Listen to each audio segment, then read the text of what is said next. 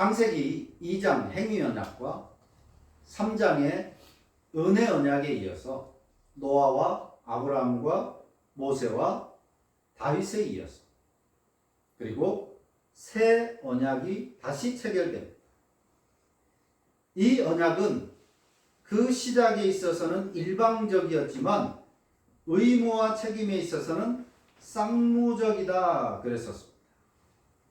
그렇기에 하나님도 사람도 언약을 충실히 이행했어야 하는 것. 그러나 하나님께서는 아브라함과 이스라엘에게 약속하셨던 그 언약의 표시, 땅과 민족과 나라를 충분하게 주셨던 반면에 이스라엘 백성들은 하나님을 배신하고 온갖 잡다한 신들을 섬겼습니다. 그것은 곧 하나님을 그 신들의 수준으로 떨어뜨린 것입니다.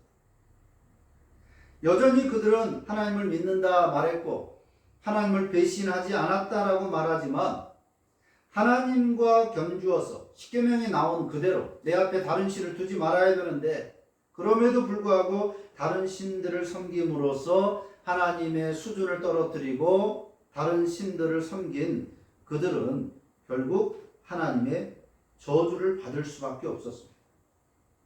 하나님은 의무를 충실히 행하셨지만 그들은 보기 좋게 하나님 면전에서 다른 신들을 섬김으로써 그 언약의 조건들을 걷어차버린 것입니다. 그 결과 북쪽 이스라엘과 남쪽 유다로 나라가 분열되었을 뿐만 아니라 결국 두 나라 모두 멸망당하게 되었습니다.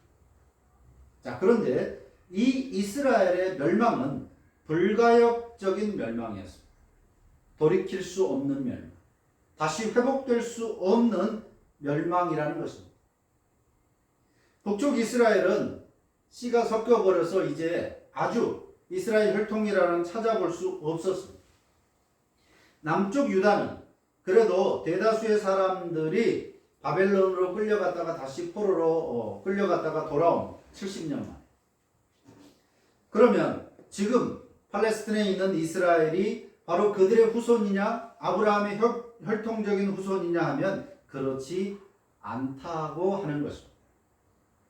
지금 팔레스타인 땅에서 여기가 우리 땅이고 여기가 여호와 하나님이 우리 조상들에게 주신 땅이다. 우리는 아브라함의 후손이다라고 하는 이스라엘 사람들은 사실상 혈통적 아브라함의 다윗의 후손들이 아닙니다. 그들은 다시 돌아오지 않았습니다. 회복되지 못했습니다.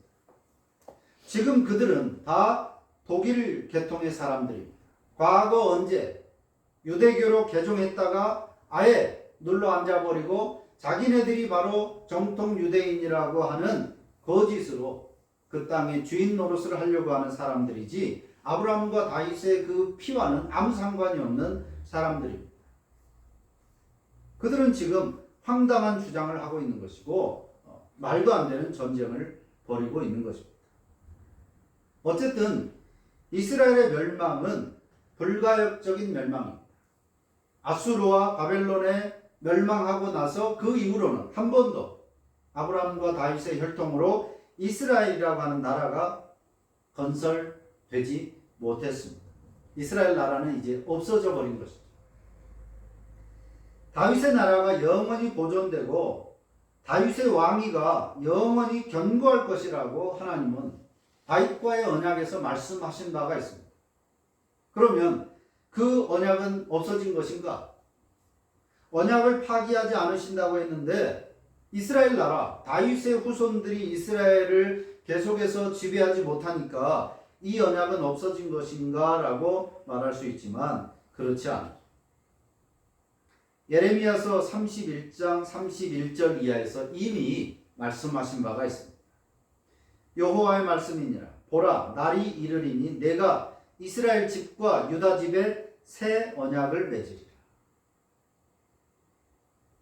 포로로 끌려가기 직전에 이스라엘 나라가 완전히 망하기 직전에 예레미야 선지자가 이 말씀을 하고 있습니다. 새 언약을 맺으리라. 이 언약은 내가 그들의 조상들의 손을 잡고 애굽 땅에서 인도하여 내던 날에 맺은 것과 같지 않다. 십계명을 통해서 맺은 그 언약과는 같지 않다. 내가 그들의 남편이 되었어도 그들이 내 언약을 깨뜨렸습니다. 여호와의 말씀입니다. 그러나 그날 후에 내가 이스라엘 집과 맺을 언약은 이러하니 곧 내가 나의 법을 그들의 속에 두며 그들의 마음에 기록하여 나는 그들의 하나님이 되고 그들은 내 백성이 될 것이라. 여호와의 말씀입니다. 이 새 언약은 영원한 언약이라고도 부릅니다. 이 새 언약은 그 대상이 혈통적 유대인이 아니라 영적 이스라엘, 곧 전체 하나님의 선택된 백성들로 더 구체화되고 있습니다. 애초부터 하나님께서는 아브라함과 다윗의 그 혈통만을, 즉 이스라엘 나라만을 가지고 하나님의 영원한 나라를 세워 가시려고 한 것은 아니었습니다. 애초부터 하나님은 온 세상 만물 속에 당신의 백성들을 불러내실 그런 하나님 나라를 계획하셨고 이스라엘은 그 모델이었습니다. 그런데 이스라엘이 자신들의 본분을 잊어버린 것이죠. 그래서 결국 하나님은 이스라엘 그 나라, 아브라함과 다윗의 혈통적인 나라를 멸망시키시고 이제 드디어 본래 하나님의 계획대로 온 세상에 흩어져 있었던 하나님의 잃어버린 백성들을 대상으로 한 구원의 역사를 더 구체화시키시기로 이미 예레미야 31장에서 말씀하고 있는 것입니다. 창세기 3장 15절에서 처음 체결된 은혜 언약은 이렇게 노아 언약, 아브라함 언약, 모세 언약, 다윗 언약, 새 언약을 통해서 진전되어 왔습니다. 자, 그렇다면 이 새 언약은 과연 어떻게 성취될 것인가? 창세기 3장 15절로부터 시작된 방대한 구속사의 드라마는 새 언약의 중보자이신 예수 그리스도 안에서 최종적으로 완성된다고 하는 것입니다. 예수님은 새 언약의 중보자, 언약의 성취자로 이 땅에 오신 것입니다. 예수님이 바로 창세기 3장 15절에 그 여자의 후손으로 오신 분이기 때문입니다. 창세기 3장 15절에 그 여자의 후손이 바로 예수 그리스도라고 하는 사실을 성경에서는 여러 곳에서 증거하고 있습니다. 그래서 마태복음은 예수님을 아브라함과 다윗의 자손이라고 족보를 펼쳐내고 있는 것입니다. 또한 누가복음의 예수님 족보는 거꾸로 거슬러 올라가면서 아브라함과 다윗에서 그치지 않고 아담으로 거슬러 올라갑니다. 그리고 결국엔 하나님으로까지 거슬러 올라가면서 예수님은 단지 육신적인 아브라함과 다윗의 혈통 후손이 아니라 그 위가 아담이며 그 위는 하나님, 즉 하나님으로부터 오신 바로 하나님이 보내시는 그 여자의 후손이라고 말씀하고 있습니다. 단지 하나의 여자에게서 태어났으니까 여자의 후손이 아니라 그 여자의 후손. 오늘 히브리서 8장 마지막 13절에서 새 언약이라 말씀하셨음에 첫 것은 낡아지게 하신 것이니 낡아지고 쇠하는 것은 없어져 가는 것입니다. 옛 언약은 이제 끝났다는 것입니다. 오늘 읽은 본문 8절은 예레미야 31장 31절의 새 언약 부분을 인용하면서 그 새 언약이 곧 예수님에 대한 것이라는 사실을 분명하게 말씀하고 있습니다. 이 새 언약의 증거는 예수님의 십자가와 부활입니다. 무지개를 통해서, 횃불을 통해서, 십계명을 통해서 하나님께서 언약의 증거를 보여주셨다면 새 언약의 증거는 바로 십자가와 부활입니다. 그것을 직접 보거나 경험하지 못한 신약시대의 신자들을 위해서 성령께서 성찬을 통해서 십자가의 효력을 입게 하시는 것입니다. 세례를 통해서 예수 그리스도와 함께 십자가에서 죽었다라고 하는 것을 상징하고, 성찬을 통해서 그 십자가의 효력, 그 효력이 십자가를 직접 보지 못하고 경험하지 못한 우리들에게까지 여전히 영적으로 성찬의 효력이, 십자가의 효력이 주어진다라고 하는 것이 우리 개혁주의의 성찬론입니다. 단지 제사상에 놓인 떡과 포도주를 먹고 마시는 것이 아닙니다. 기억하는 것이 아닙니다. 그렇다고 해서 떡과 포도주가 실제 예수님의 살과 피로 변하는 것도 아닙니다. 영적인 상징이죠. 그러나 단지 기념만이 아니라 그 십자가의 효력, 죄를 사하시고 하나님의 새로운 생명을 주신 그 십자가의 효력은 우리에게 여전히 경험된다라고 하는 것입니다. 그래서 우리 개혁주의의 성찬론은 영적이면서 실제적이라고 말하는 겁니다. 어떻게 이것이 가능하냐? 성령께서 그 일을 하신다. 성찬 의식 속에서 성령이 단지 보여지는 빵과 포도주로 끝나는 것이 아니라 그것을 먹고 마실 때, 그냥 빵과 포도주지만 그것을 의식 속에서 먹고 마실 때 예수님의 그 십자가의 효력이 우리의 영혼에 주어진다라고 하는 것입니다. 그래서 밥을 먹으면 우리가 배부름을 느끼듯이 빵과 포도주를 먹고 마실 때 우리가 배부르거나 갈증을 해소된 것을 느끼는 것은 아니지만, 우리의 영혼이, 내가 감지하지 못하지만 우리의 영혼이 이 성찬 의식을 통해서 마치 먹고 마신 것 같은 효력을 얻게 되는 것입니다. 예수님께서 새 언약을 온전히 이루시는 십자가를 앞두고 성찬을 제정하시면서 말씀하십니다. 이것은 나의 피, 곧 언약의 피니라. 언약이 이어진다라고 말씀하는 것입니다.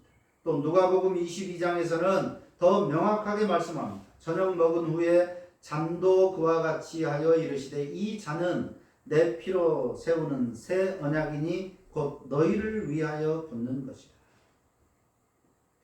예수님은 의도적으로 언약이라는 단어를 사용하셨습니다.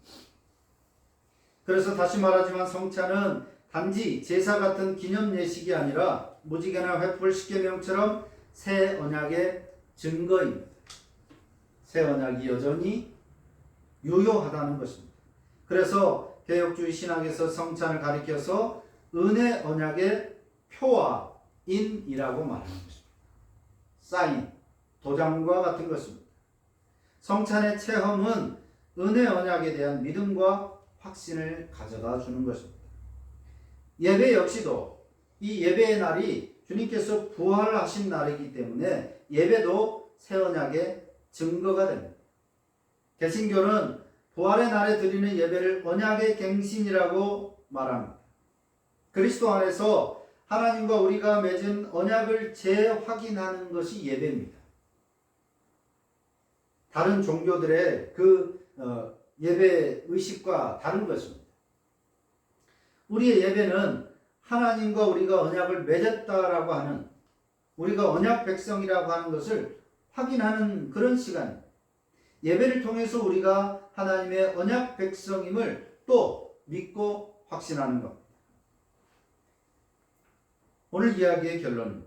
하나님은 언약의 하나님이십니다. 하나님은 언약에 신실하시기 때문에 오늘 우리가 부른 시편의 찬송처럼 결코 파기될 수 없습니다. 왜냐하면 하나님의 언약은 하나님 스스로가 파기하지 않으신다면 그 누구도 막을 수도 끊을 수도 없기 때문입니다. 이것을 성경의 은혜 언약의 역사를 통해서 우리에게 분명하게 가르쳐 주시고 있는 것입니다. 인간들의 수많은 반역과 죄, 타락에도 불구하고 하나님의 언약은 지금까지 이어지고 있고, 그 과정에서 심지어 하나님이시고 하나님의 아들이신 예수 그리스도가 십자가에 죽으시기까지 하나님의 언약은 계속되고 있는 것입니다. 언약과 하나님의 작정에 따라 우리에게 성령 하나님을 보내주셨습니다. 그리고 그리스도를 믿게 하셨고 또한 의롭다 칭하여 주셨습니다. 그래서 이러한 우리를 언약 백성이라고 부르는 것입니다. 이 사실을 우리는 결코 의심해서는 안 되는 겁니다. 그래서 믿음으로 성찬과 예배에 참여하면서 하나님의 언약에 대한 확신을 더욱 굳게 해야 할 것입니다. 기도합니다.